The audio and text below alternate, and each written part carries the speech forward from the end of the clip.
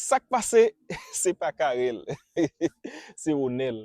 Zone d'Abon décide de rendre sélection nationale la hommage.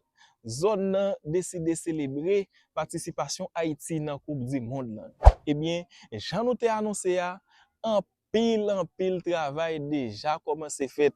Zone nan geta commencé nettoyer et presque tout mi nan zone nan presque fin blanchi nan bon maman parler là. Artiste peintre yo kounya yo kembe pinceau yo bien jam et puis ya mette portrait nan mi yo.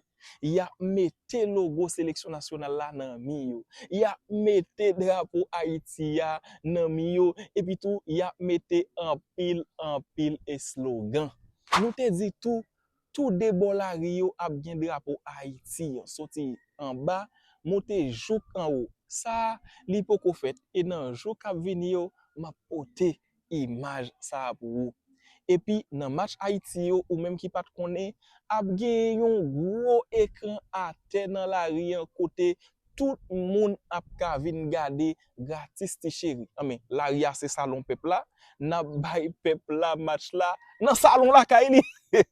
Oui, eh bien dans match Haïti yo kounya ap gen en pile prime k'ap bay n'a poser question sur Haïti, sur sélection nationale là et puis ou même qui répond question ap gen chance pour joindre en pile cadeau. Mettez sous ça ap gen animation DJ, ap gen ban rara k'ap jouer.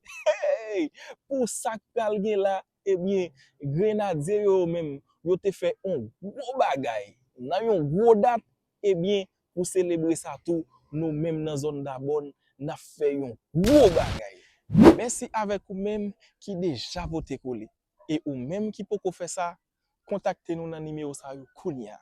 47 83 49 38 36 49 64 48 48 49 37 99 33 79 34 42.